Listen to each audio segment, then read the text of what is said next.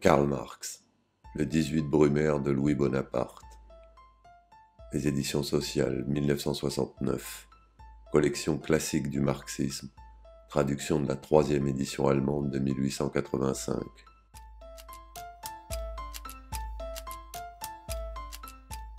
1. Hegel fait quelque part cette remarque que tous les grands événements et personnages historiques se répètent pour ainsi dire 2 fois. Il a oublié d'ajouter la première fois comme tragédie, la seconde fois comme farce caussidière pour Danton, Louis Blanc pour Robespierre, la montagne de 1848 à 1851 pour la montagne de 1793 à 1795, le neveu pour l'oncle. Et nous constatons la même caricature dans les circonstances où parut la 2e édition du 18 Brumaire. Les hommes font leur propre histoire, mais ils ne la font pas arbitrairement, dans les conditions choisies par eux, mais dans des conditions directement données et héritées du passé. La tradition de toutes les générations mortes pèse d'un poids très lourd sur le cerveau des vivants. Et même quand ils semblent occupés à se transformer, eux et les choses, à créer quelque chose de tout à fait nouveau, c'est précisément à ces époques de crise révolutionnaire qu'ils évoquent craintivement les esprits du passé, qu'ils leur empruntent leur nom, leur mot d'ordre, leur costume, pour apparaître sur la nouvelle scène de l'histoire sous ce déguisement respectable et avec ce langage emprunté. C'est ainsi que Luther prit le masque de l'apôtre Paul, que la révolution de 1789 à 1814 se drapa successivement dans le costume de la République romaine, puis dans celui de l'Empire romain, et que la révolution de 1848 ne sut rien faire de mieux que de parodier tantôt 1789, tantôt la tradition révolutionnaire de 1793 à 1795. C'est ainsi que le débutant qui apprend une nouvelle langue la retraduit toujours dans sa langue maternelle, mais il ne réussit à s'assimiler l'esprit de cette nouvelle langue et à s'en servir librement que quand il arrive à la manier sans se rappeler sa langue maternelle, et qu'il parvient même à oublier complètement cette dernière. L'examen de ces conjurations des morts de l'histoire révèle immédiatement une différence éclatante. Camille Desmoulins, Danton, Robespierre, Saint-Just, Napoléon, les héros, de même que les partis et la masse de la première Révolution française, accomplirent dans le costume romain, et en se servant d'une phraséologie romaine, la tâche de leur époque, à savoir l'éclosion et l'instauration de la société bourgeoise moderne. Si les premiers brisèrent en morceaux les institutions féodales et coupèrent les têtes féodales qui avaient poussé sur ces institutions, Napoléon, lui, créa à l'intérieur de la France les conditions grâce auxquelles on pouvait désormais développer la libre concurrence, exploiter la propriété parcellaire du sol et utiliser les forces productives industrielles libérées de la nation, tandis qu'à l'extérieur, il balaya partout les institutions féodales dans la mesure où cela était nécessaire pour créer à la société bourgeoise en France l'entourage dont elle avait besoin sur le continent européen. La nouvelle forme de société une fois établie, disparurent les colosses antédiluviens, et avec eux la Rome ressuscitée.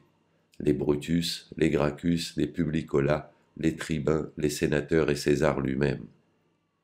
La société bourgeoise, dans la sobre réalité, s'était créée ses véritables interprètes et porte-parole dans la personne des Say, des Cousins, des Royer-Collard, des Benjamin Constant et des Guizot. Ces véritables capitaines siégeaient derrière les comptoirs, et la tête de l'art de Louis XVIII était sa tête politique. Complètement absorbée par la production de la richesse et par la lutte pacifique de la concurrence, elle avait oublié que les spectres de l'époque romaine avaient veillé sur son berceau. Mais si peu héroïque que soit la société bourgeoise, l'héroïsme, l'abnégation, la terreur, la guerre civile et les guerres extérieures n'en avaient pas moins été nécessaires pour la mettre au monde. Et ces gladiateurs trouvèrent dans les traditions strictement classiques de la République romaine les idéaux et les formes d'art, les illusions dont ils avaient besoin pour se dissimuler à eux-mêmes le contenu étroitement bourgeois de leur lutte et pour maintenir leur enthousiasme au niveau de la grande tragédie historique. C'est ainsi qu'à une autre époque de développement, un siècle plus tôt, Cromwell et le peuple anglais avaient emprunté à l'Ancien Testament le langage, les passions et les illusions nécessaires à leur révolution bourgeoise. Lorsque le véritable but fut atteint, c'est-à-dire lorsque fut réalisée la transformation bourgeoise de la société anglaise, Locke évinça Habacuc. La résurrection des morts dans ces révolutions servit par conséquent à magnifier les nouvelles luttes, non à parodier les anciennes, à exagérer dans l'imagination la tâche à accomplir, non à se soustraire à leurs solutions en se réfugiant dans la réalité, à retrouver l'esprit de la révolution et non à évoquer de nouveau son spectre. La période de 1848 à 1851 ne fit qu'évoquer le spectre de la grande Révolution française, depuis Marrast, le républicain aux gants jaunes qui prit la défroque du vieux bailli, jusqu'à l'aventurier qui dissimule ses traits d'une trivialité repoussante sous le masque mortuaire de fer de Napoléon. Tout un peuple qui croit s'être donné, au moyen d'une révolution, une force de mouvement accrue, se trouve brusquement transporté dans une époque abolie, et pour qu'aucune illusion concernant cette rechute ne soit possible, réapparaissent les anciennes dates, l'ancien calendrier, les anciens noms, les anciens édits tombés depuis longtemps dans le domaine des érudits et des antiquaires, et tous les cieux sbires qui semblaient depuis longtemps tomber en décomposition. La nation entière se conduit comme cet Anglais toqué de Bedlam qui s'imaginait vivre à l'époque des anciens pharaons, et se plaignait tous les jours des pénibles travaux qu'il était obligé d'accomplir comme mineur dans les mines d'or d'Éthiopie, emmuré dans cette prison souterraine avec, sur la tête, une lampe éclairant misérablement, derrière lui, le gardien d'esclaves armés d'un long fouet, et, aux issues, toute une foule de mercenaires barbares, qui ne comprenaient ni les ouvriers astreints au travail des mines, ni ne se comprenaient entre eux, ne parlant pas la même langue.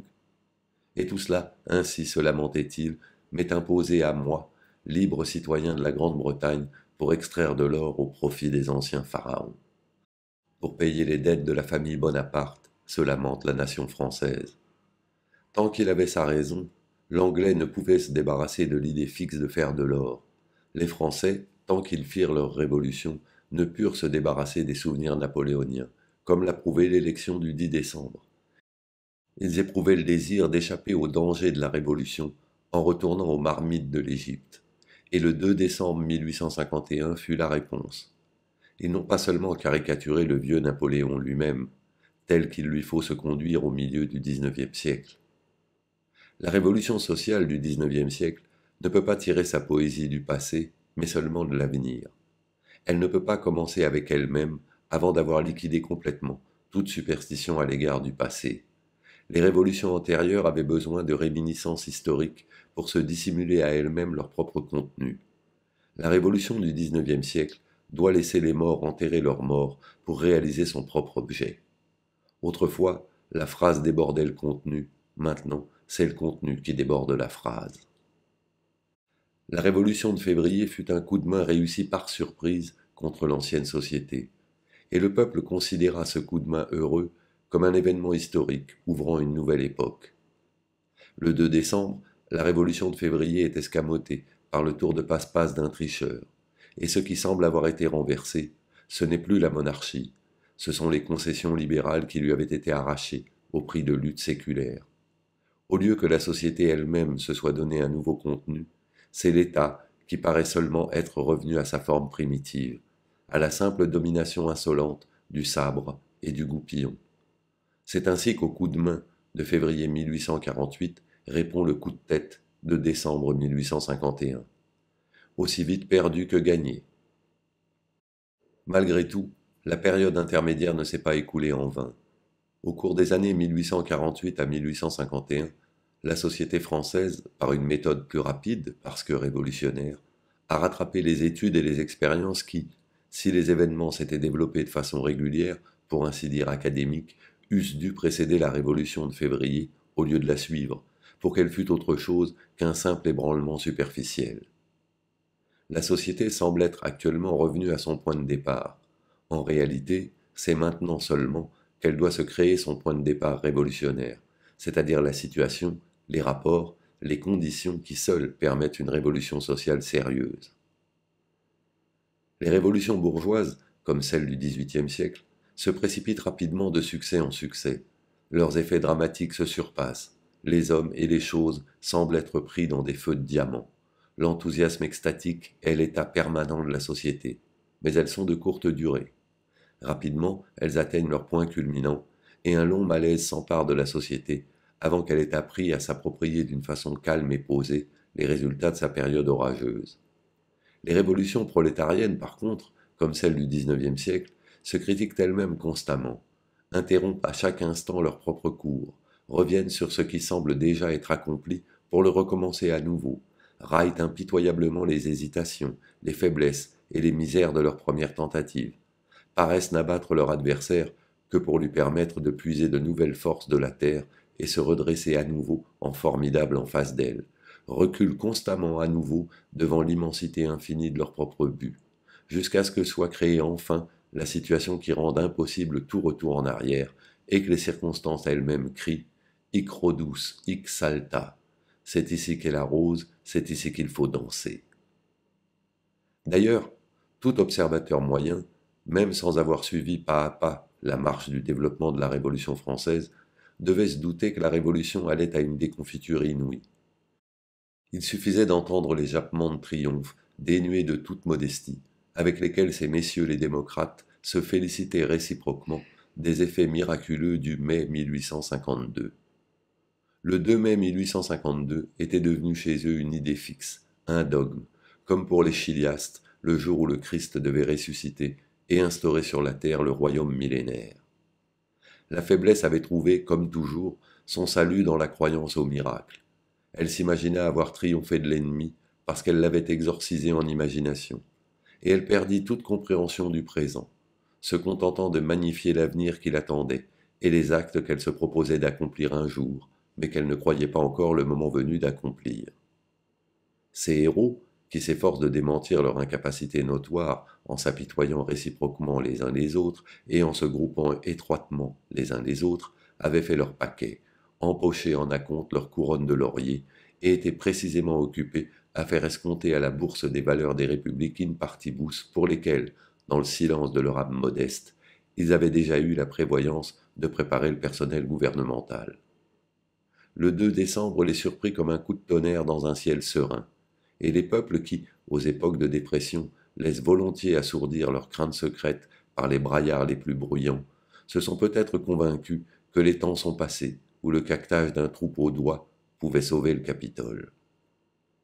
La Constitution, l'Assemblée nationale, les partis dynastiques, les républicains bleus et rouges, les héros d'Afrique, le tonnerre de la tribune, les éclairs de la presse quotidienne, toute la littérature, les célébrités politiques et les renommées intellectuelles, le code civil et le code pénal, la liberté, égalité, fraternité et le 2 mai 1852. Tout cela disparut comme par enchantement, devant l'incantation d'un homme que ses ennemis eux-mêmes ne considèrent pas comme un sorcier. Le suffrage universel semble n'avoir survécu un moment que pour écrire de sa propre main son testament à la face du monde et proclamer au nom du peuple lui-même « Tout ce qui existe mérite de périr ». Il ne suffit pas de dire, comme le font les Français, que leur nation a été surprise. On ne pardonne pas à une nation, pas plus qu'à une femme, le moment de faiblesse où le premier aventurier venu a pu leur faire violence. Le problème n'est pas résolu par une telle façon de présenter les choses, mais seulement autrefois formulé. Il reste à expliquer comment une nation de 36 millions d'hommes a pu être surprise par 3 chevaliers d'industrie et menée sans résistance en captivité. Récapitulons dans leurs grandes lignes les phases parcourues par la Révolution française du 24 février 1848 au mois de décembre 1851. On doit distinguer 3 périodes principales. 1. La période de février. 2.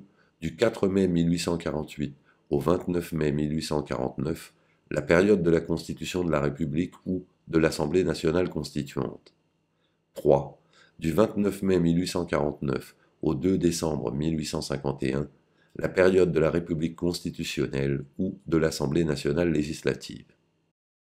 La première période, qui s'étend du 24 février, date de la chute de Louis-Philippe, jusqu'au 4 mai 1848, date de la réunion de l'Assemblée constituante, et qui constitue la période de février proprement dite, peut être considérée comme le prologue de la Révolution. Ce qui la caractérise officiellement, c'est le fait que le gouvernement improvisé par elle se déclara lui-même provisoire, et que, de même, tout ce qui fut proposé, tenté, exprimé au cours de cette période ne le fut que provisoirement. Rien ni personne n'osa réclamer pour soi, le droit à l'existence et à l'action véritable. Tous les éléments qui avaient préparé ou fait la Révolution, l'opposition dynastique, la bourgeoisie républicaine, la petite bourgeoisie républicaine démocrate, la classe ouvrière social-démocrate, trouvèrent provisoirement leur place dans le gouvernement de février. Il ne pouvait d'ailleurs en être autrement. Les journées de février ne visaient qu'une réforme électorale pour élargir le cercle des privilégiés politiques parmi la classe possédante elle-même et renverser la domination exclusive de l'aristocratie financière. Mais lorsqu'on en vint au véritable conflit, que le peuple monta sur les barricades, que la garde nationale observa une attitude passive, que l'armée n'opposait aucune résistance sérieuse et que la royauté prit la fuite, la République parut s'imposer d'elle-même. Chaque parti l'interpréta à sa façon. Comme elle avait été conquise par le prolétariat les armes à la main, ce dernier lui imprima son sceau et la proclama République sociale.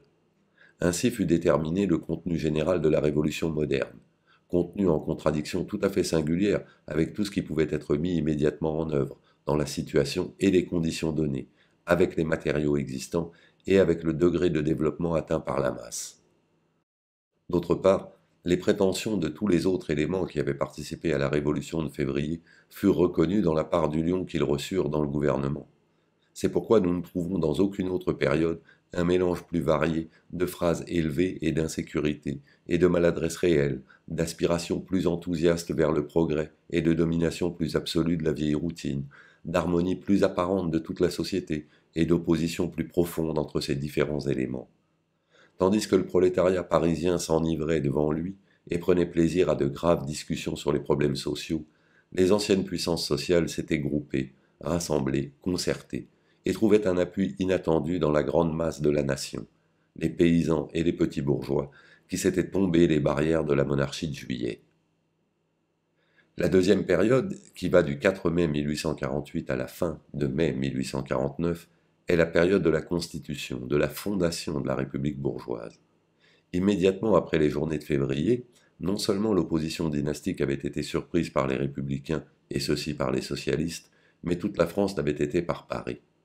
L'Assemblée nationale, qui se réunit le 4 mai, issue des suffrages de la nation, représentait la nation. Elle était une protestation vivante contre les prétentions des journées de février, et avait pour mission de ramener à la mesure bourgeoise les résultats de la Révolution. Vainement, le prolétariat parisien, qui se rendit immédiatement compte du caractère de cette Assemblée nationale, tenta, quelques jours après sa réunion, de lui dénier par la violence son droit à l'existence, de la dissoudre, de disperser à nouveau, en ses différents éléments constitutifs, l'organisme au moyen duquel le menaçait l'esprit de réaction de la nation. Comme l'on sait, le 15 mai n'eut d'autre résultat que d'éloigner de la scène politique, pour toute la durée de la période que nous considérons, Blanqui et ses partisans, les communistes révolutionnaires, c'est-à-dire les véritables chefs du parti prolétarien. À la monarchie bourgeoise de Louis-Philippe ne peut succéder que la République bourgeoise. Cela veut dire que, tandis que, sous la monarchie, c'était une partie restreinte de la bourgeoisie qui avait régné au nom du roi, c'est désormais l'ensemble de la bourgeoisie qui doit régner au nom du peuple. Les revendications du prolétariat parisien sont des bourdes utopiques avec lesquelles il faut en finir une fois pour toutes. À cette déclaration de l'Assemblée nationale constituante, le prolétariat parisien répondit par l'insurrection de juin, l'événement le plus formidable dans l'histoire des guerres civiles européennes. La République bourgeoise l'emporta. Elle avait pour elle l'aristocratie financière, la bourgeoisie, l'armée, le sous-prolétariat organisé en garde mobile, les intellectuels, les prêtres et toute la population rurale. Aux côtés du prolétariat, il n'y avait personne d'autre que lui-même. Plus de 3000 insurgés furent massacrés après la victoire, et 15 000 déportés sans jugement. Cette défaite rejeta le prolétariat à l'arrière-plan de la scène révolutionnaire. Il s'efforça de reprendre sa place en avant chaque fois que le mouvement sembla prendre un nouvel élan, mais chaque fois avec une énergie diminuée et un résultat plus faible. Dès que l'une des couches sociales placées au-dessus de lui entre en fermentation révolutionnaire, le prolétariat conclut une alliance avec elle, et partage ainsi toutes les défaites que subissent les uns après les autres les différents partis. Mais ces coups successifs s'affaiblissent de plus en plus à mesure qu'ils se répartissent davantage sur toutes les couches de la société. Ses principaux chefs à l'Assemblée nationale et dans la presse sont, les uns après les autres, livrés aux tribunaux et remplacés par des figures de plus en plus équivoques. Pour une part, Ils se jettent dans des expériences doctrinaires, banques d'échanges et associations ouvrières, c'est-à-dire dans un mouvement où ils renoncent à transformer le vieux monde à l'aide des grands moyens qui lui sont propres, mais cherchent tout au contraire à réaliser son affranchissement, pour ainsi dire, derrière le dos de la société, de façon privée, dans les limites restreintes de ses conditions d'existence et par conséquent échouent nécessairement. Il semble ne pouvoir ni retrouver en lui-même la grandeur révolutionnaire, ni puiser dans les alliances nouvelles conclues par lui une énergie nouvelle jusqu'à ce que toutes les classes contre lesquelles il a combattu en juin gisent sur le sol à ses côtés. Mais, du moins, il succombe avec les honneurs de la grande lutte historique. Non seulement la France, mais l'Europe tout entière est secouée d'épouvante par le tremblement de terre de juin, tandis que les victoires remportées sur les classes supérieures l'ont été si facilement qu'il faut toute l'exagération éhontée du parti victorieux pour les faire passer pour des événements d'importance. Et elles sont d'autant plus honteuses que le parti vaincu est plus éloigné du prolétariat. La défaite des insurgés de juin avait, à la vérité, préparé, aplani le terrain sur lequel pouvait se fonder, s'établir la République bourgeoise. Mais elle avait montré en même temps qu'en Europe se posaient d'autres problèmes que celui de la République ou de la monarchie. Elle avait montré que la République bourgeoise signifiait ici le despotisme absolu d'une classe sur les autres classes. Elle avait montré que, dans les pays de vieille civilisation, ayant une structure de classe très développée, des conditions modernes de production, pourvues d'une conscience morale dans laquelle toutes les idées traditionnelles ont été dissoutes au moyen d'un travail séculaire, la République n'est, d'une façon générale, que la forme de transformation politique de la société bourgeoise, et non pas sa forme de conservation, comme c'est le cas par exemple aux États-Unis d'Amérique, où les classes déjà constituées, mais non encore fixées, modifient et remplacent constamment, au contraire, leurs éléments constitutifs, où les moyens de production modernes, au lieu de correspondre à une surpopulation stagnante, compensent plutôt le manque relatif de têtes et de bras, et où, enfin, le mouvement jeune et fiévreux de la production matérielle, qui a un nouveau monde à conquérir, n'a eu ni le temps, ni l'occasion de détruire l'ancien monde spirituel. Pendant les journées de juin, toutes les classes et tous les partis s'étaient unis dans le parti de l'ordre, en face de la classe prolétarienne, du parti de l'anarchie, du socialisme, du communisme. Ils avaient sauvé la société des entreprises des ennemis de la société. Ils avaient repris et lancé parmi leurs troupes les vieux mots d'ordre de l'ancienne société. Propriété, famille, religion, ordre. Et crié à la croisade contre-révolutionnaire, sous ce signe tu vaincras. À partir de ce moment, dès que l'un des nombreux partis qui s'étaient groupés sous ce signe contre les insurgés de juin s'efforce de défendre le champ de bataille révolutionnaire dans ses propres intérêts de classe, il succombe sous le cri de propriété, famille, religion, ordre.